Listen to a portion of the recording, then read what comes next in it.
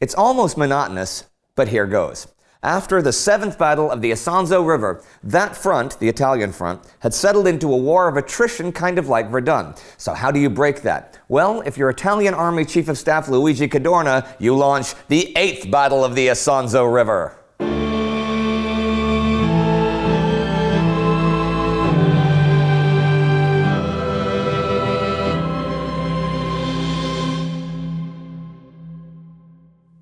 I'm Indy Nidell. Welcome to the Great War.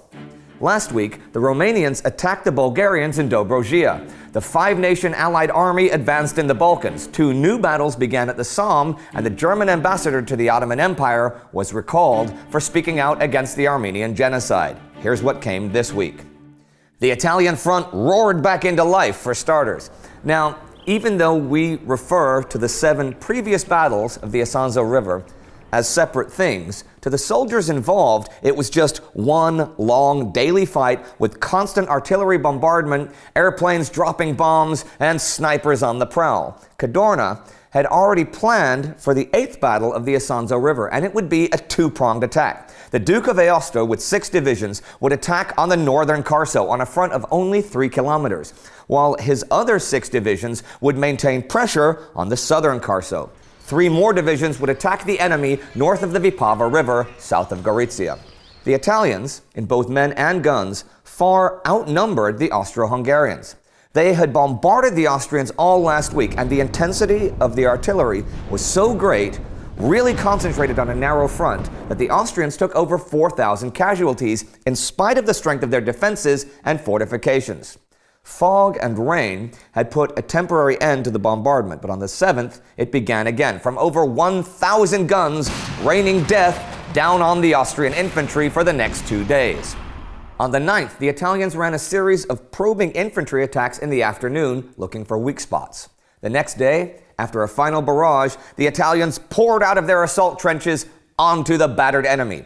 By the afternoon, the Italians had made substantial gains. South of Gorizia, the defenders were pushed back nearly 2 kilometers, and it really looked for a minute like Cadorna's big breakthrough was here.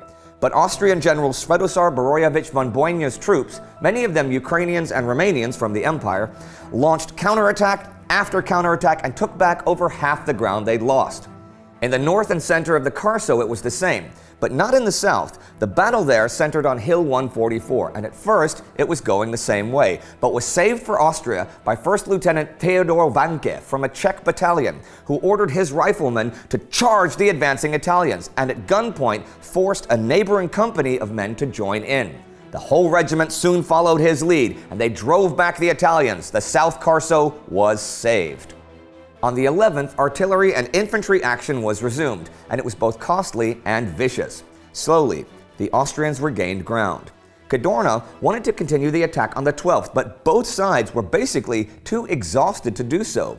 The Austrians had held on, but they couldn't continue to take losses at this rate. For the battle, they'd taken 38,000 casualties, the Italians over 50,000, and possibly even 60,000. Cadorna believed he was winning the war of attrition, which he kind of was, since the Austrians were also fighting Russia and Romania and just didn't have too many troops to send here. And he began planning for another battle that would come before winter set in and prevented new offensives. The Italians were actually making headway elsewhere this week. A dispatch from Rome this week told of them moving from Avlona on the Salonika front, in a region with really poor communications. The reports on the 10th said they'd taken Clisura, more than 50 kilometers from Avlona toward Monastir, and they were advancing towards Lake Ohrid, where the Bulgarian right wing was. They had obviously driven back the Austrians, who had held the region. There were other Allied advances there this week, and on the 10th, the British cut the Ceres railway, and the Bulgarians fell back to the hills. But the Bulgarians were advancing in Dobrogea, on the southern Romanian front. Actually, on the 8th, Berlin announced that the enemy was in retreat in both Dobrogea and Transylvania. This was kind of true, except the Romanians still held positions in the Maros Valley. German General Erich von Falkenhayn, commanding the German forces in Transylvania, had numerical superiority and better railway access. By the 12th, he was facing the Romanians in the Torsberg, Predeal, and Buzău passes and forcing them back. On the 13th, however, came the best news the Romanians had had in weeks. The Germans had been stopped and forced a retreat in both the Predeal and Buțau passes. Could the Romanians hold off the Germans in the Torsberg Pass? They could not. On October 13th, Falkenhayn drove through Torsberg Pass to Ricard, 10 kilometers within the Romanian borders. But the Germans were being pushed back in the west at the Somme. The combined French and British attack there, the 7th, was pretty big, even though it was only the preliminary for British Commander-in-Chief Sir Douglas Haig's push towards the region north of Cambrai. French and 6 British divisions attacked. In general, the attack was a failure. The weather had prevented the big guns from having time to spot German trenches and batteries. The British did manage to take Le Soir, thanks to an effective creeping barrage preventing the Germans from getting their weapons into play. On the 8th, 2 Canadian divisions of the reserves tried again to take Regina Trench, but failed as they had back on the 1st. The German barbed wire had not been cut by artillery in many places, and the German machine guns took care of those soldiers stopped in no man's land. On the 12th, 5 divisions attacked the Transloy Line's outer defenses. They too failed to take their objectives, and the commander of 30th Division said it was pretty much because of the German practice of scattering machine guns all over in shell holes, but not in the trenches where they just couldn't take them out with artillery. However, for the Newfoundland soldiers advancing at Guidancourt, they moved forward too quickly under the creeping barrage, and 1 in 10 of them was killed by their own artillery. The grinding casualties had by this time seriously weakened much of the British Fourth Army.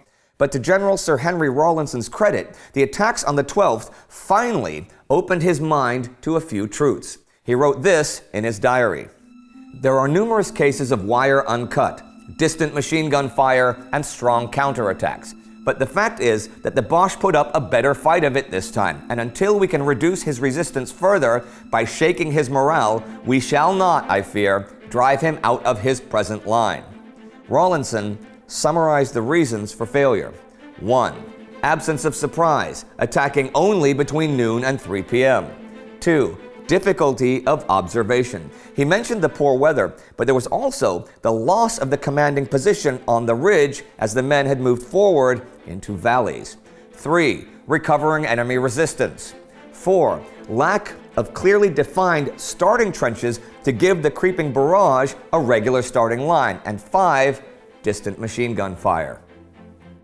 It's good to identify the problems finally, but he had bigger concerns now. Haig wanted to continue the battle all winter if necessary, until such time as they were stopped by the weather. Rawlinson told him that they didn't have enough men and ammunition, and even if they did, the weather would screw things up.